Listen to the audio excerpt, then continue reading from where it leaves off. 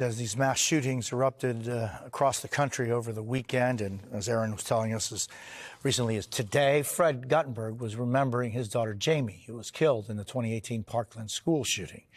In a social media post, Fred writes, quote, "We don't move on, we move forward. As I now face the reality of my 7th Father's Day without Jamie, these words are resonating with me more than ever."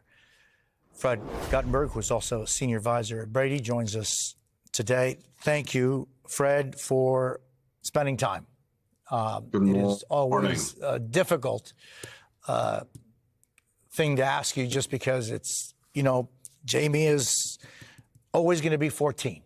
And this July 13th, she would have been 21 years old. Yeah. Fred, how are you and your family, your son Jesse and your wife, how are you today? I'm glad you asked. These moments don't get easier. You mentioned Jamie should be turning 21.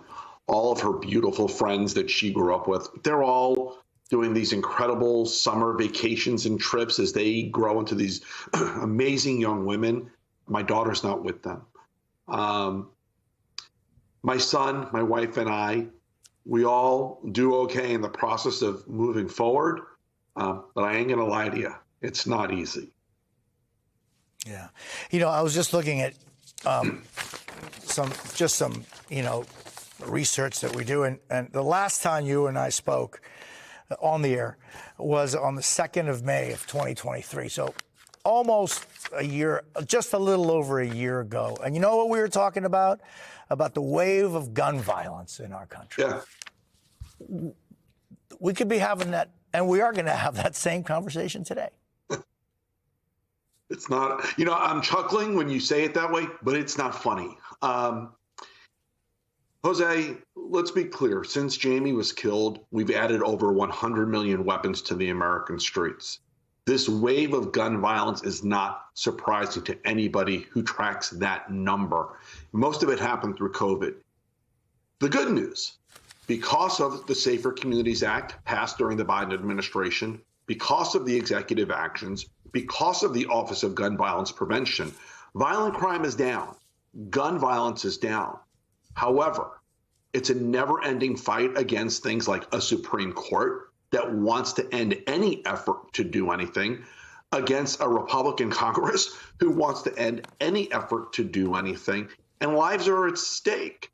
You talked about a shooting this weekend at a pool where 28 rounds were fired. Imagine a bump stock.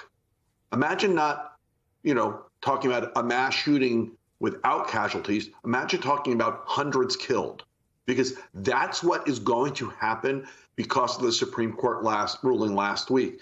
And so I just want to tell everybody listening to this interview right now, you have only one option. Right now, this morning, go check your voter registration, make sure it is accurate, up to date, and you are ready to vote, and make sure you vote in this election. It is the fundamental requirement of a healthy democracy. Yeah. And if people just stand by and don't participate, then later complaining is really less relevant, I think. Don't you think, Fred? Listen, complaining won't solve this. However, every day when I remind people of the importance of voting, I think of a dad who this past weekend is what is the Nationals dance competition that my daughter used to be a part of. And I think of all the dads who are watching their daughters dance in competitions across this country this weekend.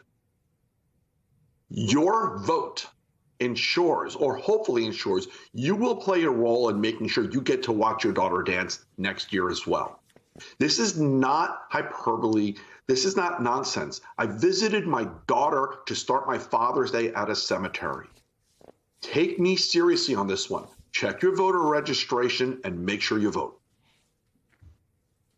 Fred, are you taking care of the things that one as a father, as a committed human being that you are you taking care of the things that one lets pass by the side because they're not as important in your mind as they really are, are you doing that?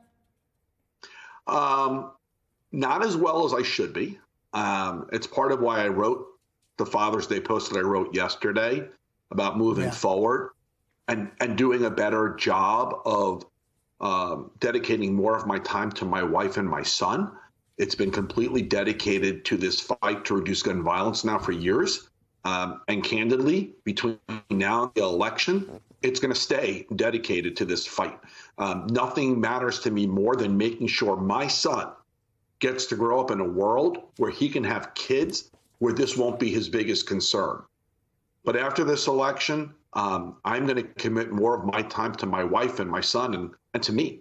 I plan on, as I said in my post yesterday, I'm not retiring. I'm going to start reliving. And I want to do that safely. And so I plan to vote. Yeah, just as a father, Fred, how do you deal with the July 13th?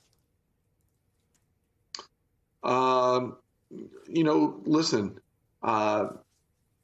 it's like all the other days that are these unique moments, Father's Day, Mother's Day, holidays.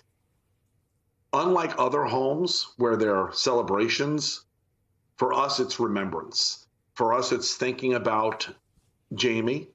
For us, it's thinking about these incredible memories that she gave us for her 14 years. For us, it's thinking about how we go forward, making sure the world never forgets who she was. And for us, it's being together.